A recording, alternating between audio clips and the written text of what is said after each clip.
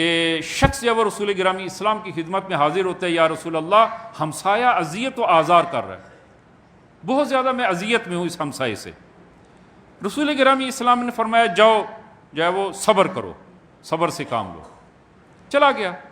کچھ دنوں کے بعد پھر وہ حاضر ہوتا ہے، یا رسول اللہ کہ وہ یہ ہمسایہ جو ہے وہ اذیت سے باز نہیں آ رہا، اور جو ہے وہ میرا تحمل بھی جو ہے وہ ختم ہو رہا ہے، اور میں کس حد تک تحمل کروں کہ بہت زیادہ اذیت و آزار کرے. رسول خدا نے پھر اس کو کہا کہ جاؤ صبر سے کام لو. تیسری مرتبہ پھر آتا ہے، یا رسول اللہ اب میرا تحمل جو ہے وہ ختم ہو گیا، اب تو جو ہے وہ بچے یہ کہتے ہیں کہ تم جو ہے وہ ذلیل ہو رہے ہو، تم ذلیل ہو. رسول خدا نے ایک رائے حل اس کو جو ہے وہ فرمایا کہ اچھا اگر ایسا ہے تو اس طرح کرو کہ جمعے کے دن اپنے گھر کا تمام اثاثہ، اپنے گھر کا تمام سامان وہ نکال کر گلی میں رکھو اور اس کے اوپر بیٹھ جاؤ، اور جو شخص جو ہے وہ گزرتا ہے پوچھتا ہے اس کو بتاؤ. اب اس نے یہی کیا کہ جمعے کے دن اپنے گھر کا تمام اثاثہ اور سامان نکال کر گلی میں رکھا، اس کے اوپر بیٹھ گیا.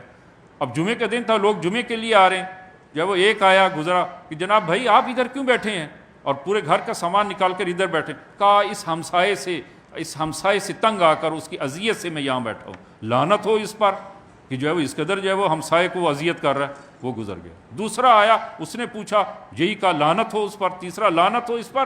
اب جب ہمسائے نے دیکھا کہ یہ حالات میرے خراب جا رہے ہیں اور میرے حق میں نہیں ہیں، اس نے آ کر معافی مانگی، کہا کہ واپس آ جاؤ، میں آج کے بعد تمہیں اذیت نہیں کروں گا، اذیت نہیں کروں گا. انسان جو ہے اس حد تک صبر جو ہے کہ وہ اس کی ذلت کا باعث نہ بنے.